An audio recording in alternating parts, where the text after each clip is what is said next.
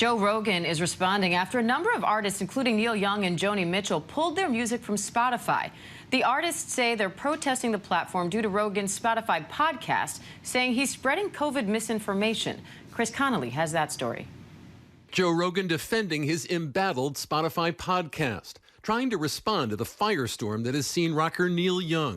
There is no reason for you to hide. And a growing number of musical allies pulling their recordings from the site in a battle over the star podcaster and his alleged spreading of COVID vaccine and treatment misinformation on the Joe Rogan Experience, including promoting the drug ivermectin, despite FDA warnings that it's not been shown to help with COVID-19 and may be dangerous. Rogan seeking to take issue with the misinformation label, despite the unsubstantiated statements made by some of his guests. I do not know if they're right. I don't know, because I'm not a doctor, I'm not a scientist. I'm just a person who sits down and talks to people and has conversations with them. Do I get things wrong? Absolutely, I get things wrong, but I try to correct them. Whenever I get something wrong. Gonna sing an old song. It began with the 76-year-old Young,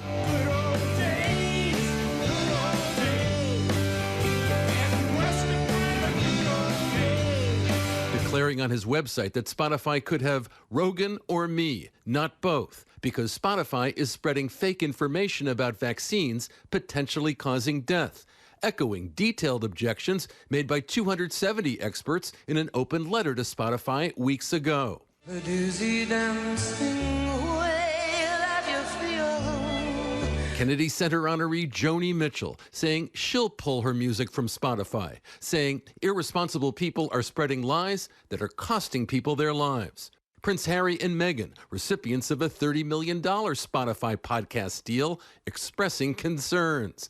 But you and I know what this world can. Guitarist Nils Lofgren of Bruce Springsteen's E Street Band, pulling some 27 years' worth of his solo work off the site. I think specifically a lot of times on Joe's show, they encourage the wrong thing, and it's disingenuous and dangerous at times. And we felt like we had no choice but to stand with Neil. I've been a miner for a heart of gold.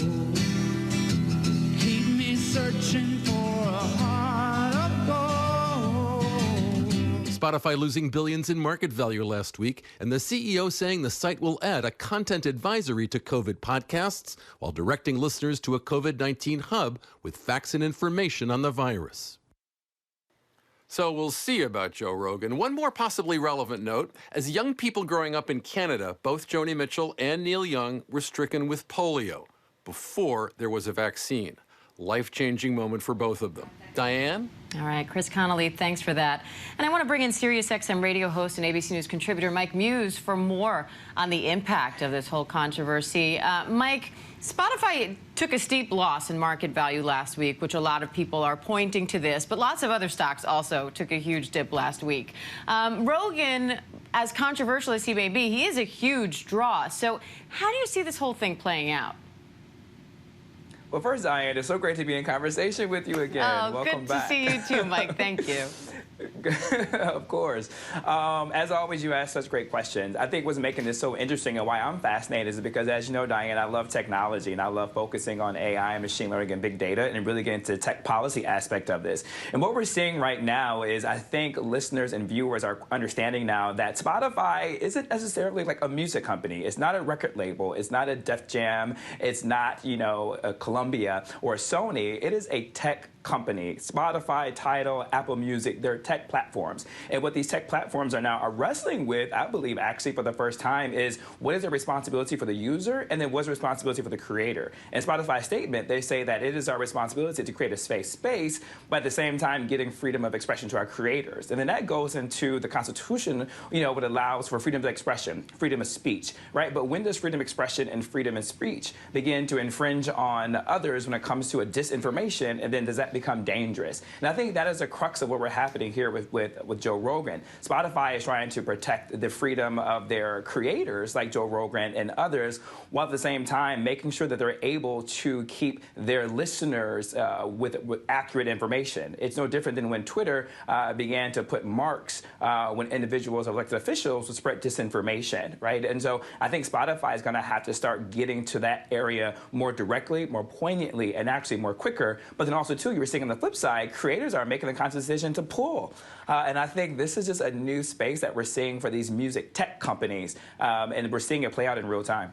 And because it's a tech company, it does tend toward a younger user. So I wonder, now that we're hearing from Prince Harry and Meghan, for example, who have a $30 million podcast deal with Spotify, now they're expressing some concerns. They kept the language there vague, but I wonder, does that move the needle at all? Absolutely. I mean, the fact that not only Neil Young, but you're seeing Joni Mitchell, you're seeing individuals from Bruce Springsteen's E Street Band. You're starting to see, Prince Harry and Meghan Markle begin to consider possibly pulling their podcast. Now, if we see creators on the other side now start to pull their music and their podcast, that actually impacts Spotify's bottom line too as well. Because young consumers, the average age, I believe, of Joe Rogan's podcast is 24 years old. Young users are the ones who are typically using Spotify, and they're what you consider to be your sticky consumers. They keep coming back over and over and over again, and that's what drives Spotify's bottom line. Although not a music company, music does drive them in order to get users to the platform, in order to download these podcasts. So if more creators and artists begin to pull their music, but then that counters the powerful impact of Joe Rogan's 11 million viewers or listeners per episode. That counters that and makes it neutral. And then Spotify has to make a choice. Do they keep holding on to this podcaster, right?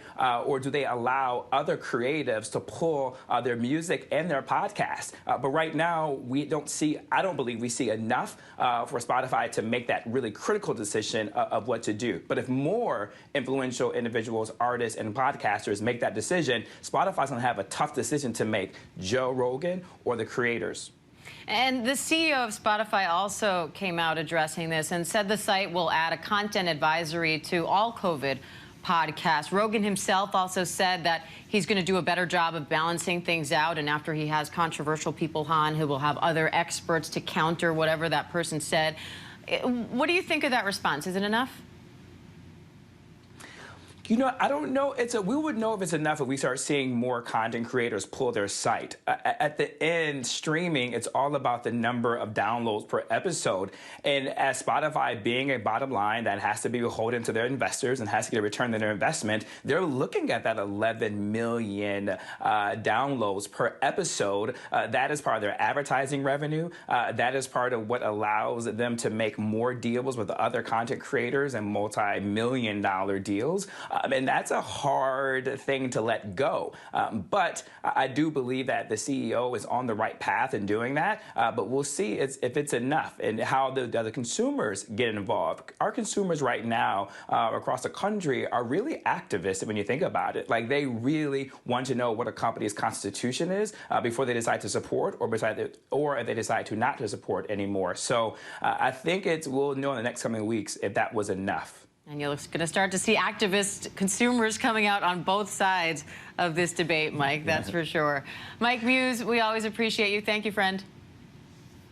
Thanks, Diane. See you soon. Hi, everyone. George Stephanopoulos here. Thanks for checking out the ABC News YouTube channel. If you'd like to get more videos, show highlights, and watch live event coverage, click on the right over here to subscribe to our channel. And don't forget to download the ABC News app for breaking news alerts. Thanks for watching.